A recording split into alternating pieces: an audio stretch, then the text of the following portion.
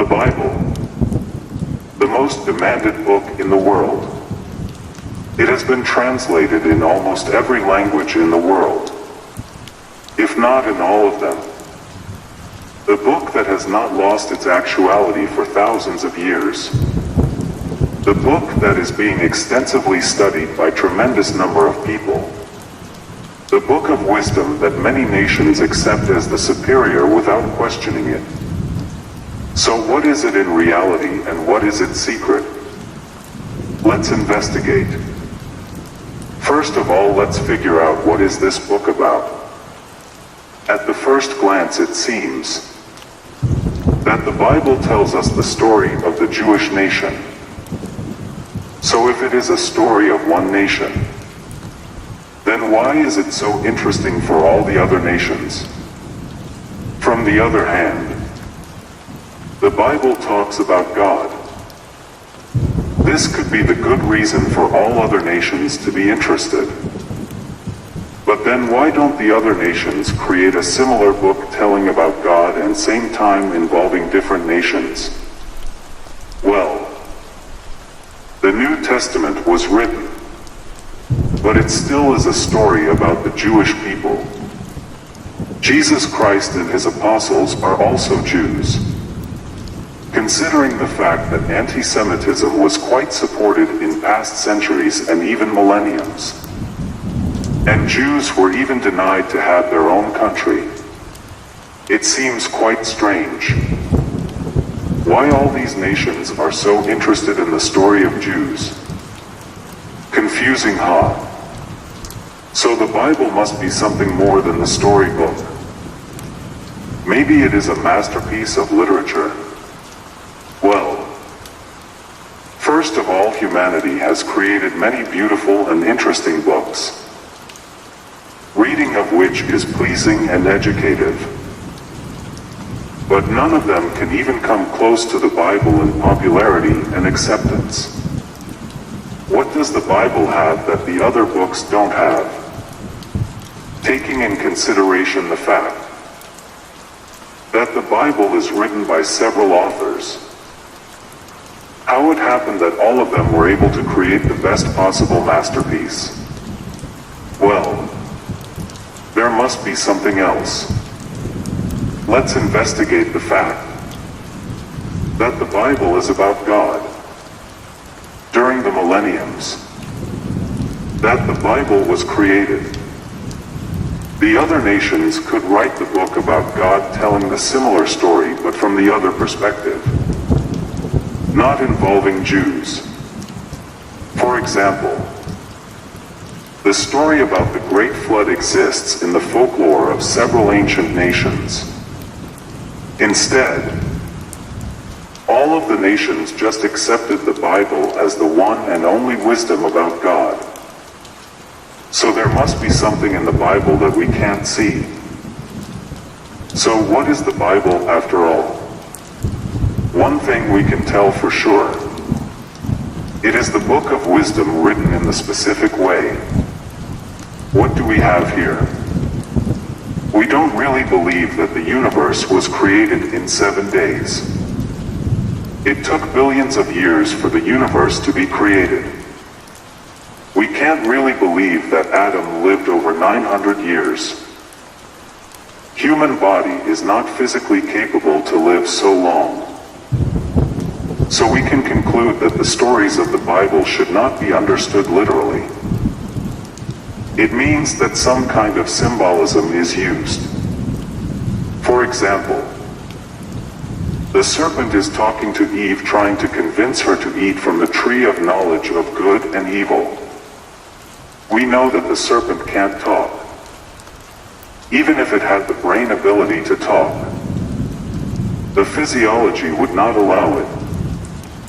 Its mouth is not designed to make the necessary sounds. Besides, how can the fruit of a tree give the knowledge? Of course, many people in the 70s believed that the psychotropics, such as marijuana or LSD, could make people smarter and help them to acquire the higher wisdom. But as we learned, No wisdom was achieved and people didn't get any smarter. Of course, it's obvious that the serpent and the tree symbolize something else. This is not the only part in the Bible that uses symbolism. As a matter of fact, the entire Bible is written this way. Let's ask the nation that wrote the Bible. The ancient Jewish mysticism tells us that the Bible is written in the special language called roots and branches. Don't think I am talking about some sect here. I am talking about the respected rabbis of Judaism. Freemasons also have such knowledge. But just understanding the words and symbols is not enough to read and understand the Bible properly. You must know how to read it. Once you learn how to read the Bible and start to read it, you will start to understand what the Bible is. Don't worry. I am not going to teach you how to read Bible. I will just tell you what it is. Let's say you bought a new appliance. For example, a fridge. This fridge will come with the user's manual explaining how it works and how to use it. God created and gave us this vast universe. Do you think He would not give us the user's manual explaining how it works and how to use it? Do you think that the manufacturer of the appliance cares about us more than God? Even if God didn't care about us, at least He would care about His creation, the universe. He would not want us to use it improperly and destroy it. Right? Well, we outsmarted God in this one. We are doing a great job of destroying it. If not the whole universe, at least the earth.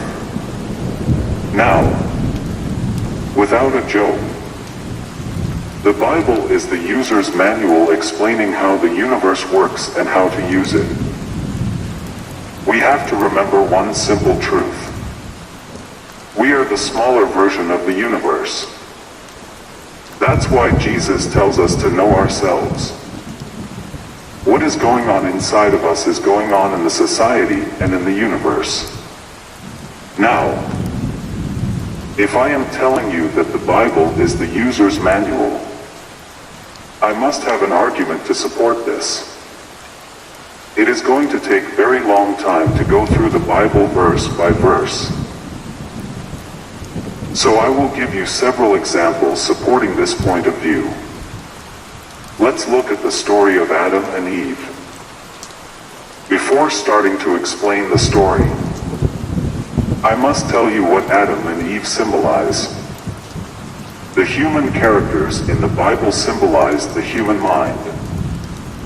Female characters symbolize the part of the mind that creates wishes. For example, I want to drink coffee. This is the part of the mind that demands something. The male characters symbolize the part of the mind that satisfies the wishes.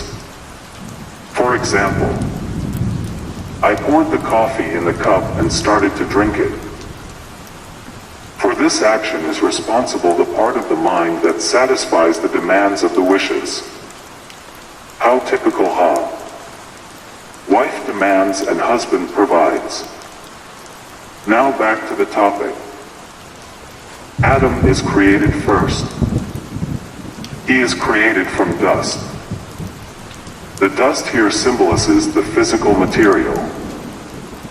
This means that the mind is created and sustained by the brain. After that, God blows the soul through his nostrils. Soul symbolizes the consciousness. This means that consciousness enters the mind. The mind becomes conscious. We must understand that consciousness and mind are not the same. Let me make it clear. Consciousness feels. It doesn't think. The neuroscientists and psychologists can't give us the proper definition of consciousness. They just don't know. So let's not try to be smarter than them and just say that consciousness and mind are not the same. Scientists also agree on this one. This is important when we are talking about immortality of the soul. But this is another topic. Now, Eve is created from Adam. This means that the mind is divided in two: demand and supply. Sounds like I'm studying economics. Adam and Eve are allowed to eat from any tree except one. Trees in the Bible symbolize the senses. For example, vision, hearing, sense of smell, sense of touch, etc. Eating from the tree means using the sense and receiving the information from it. So the mind is using all the senses except one. Sense of the knowledge of good and evil. What does it mean? Knowledge of good and evil means that the mind can project the outcome of its actions and determine, is the outcome going to be good or bad? By doing this, it can decide to take this action or not. If the mind does not use the knowledge of good and evil, it can't determine the outcome of its actions, and consequently cannot decide to take this action or not. All it has to do is to follow its instincts. So the mind does not have to think and make a decision. When the newborn baby is only several days old, he or she doesn't need to think. Do you think that baby is thinking and planning to go to the college? Get a good paying job? Buy an expensive car? Buy a nice house?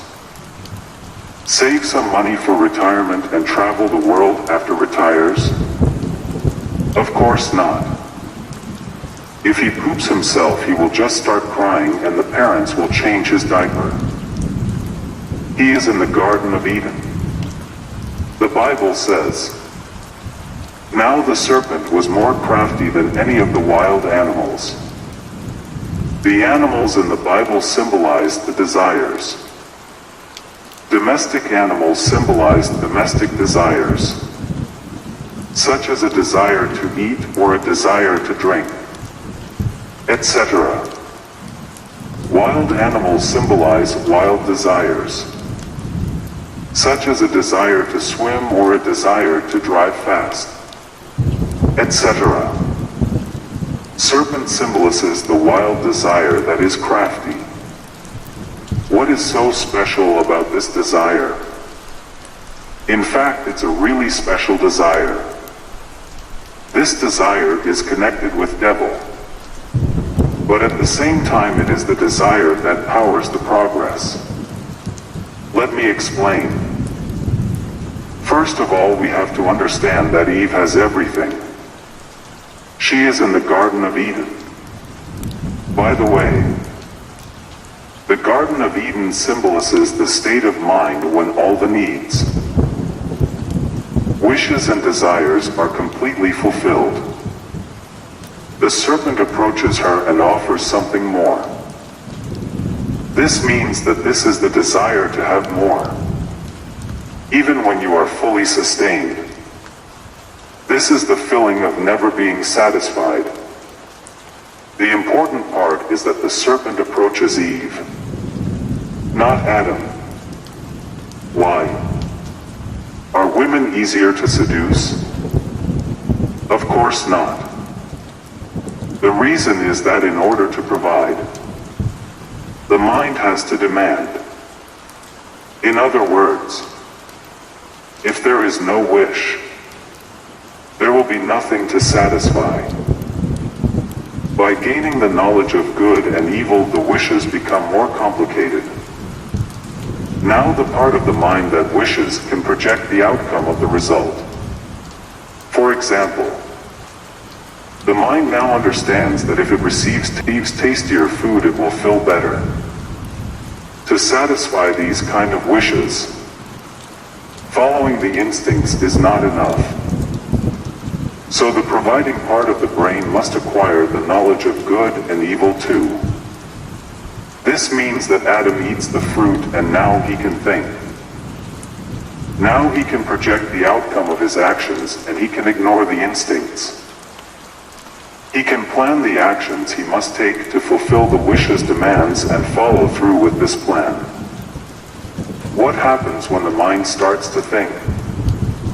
When the mind starts to think, it starts to isolate itself from the external influence. Because it is not using its instincts anymore, and the external factors are not only unnecessary, but they can even become a burden for achieving its goals. Adam trying to cover himself with the leaf symbolizes exactly this. What does the curse of Adam symbolize? By the sweat of your brow you will eat your food. First of all, we have to understand that curse or punishment in the Bible symbolized the inevitable outcome. For example, if I tell you that if you jump from the roof of the Empire State Building, you will crush, and you decided to jump anyway and got crushed, will it be proper to say that I cursed you or punished you because you didn't listen to me? In fact, the crashing is just an inevitable outcome. Concerning Adam's curse, to complete even the simplest tasks, the brain has to think. It has to make the plan and then follow it through. This means that the mind has to work and it gets tired. When we think or study, we get tired. As a matter of fact, the brain is the organ that uses most of the energy in the human body. I could take any story in the Bible and prove you that it is about human behaviors and emotions. Our behaviors cause the behaviors of the society. Behaviors of the society causes the actions taken by the governments of the countries, and these actions determine the future of humanity. This is why the Bible is the user's manual for the universe. I hope that you liked my story.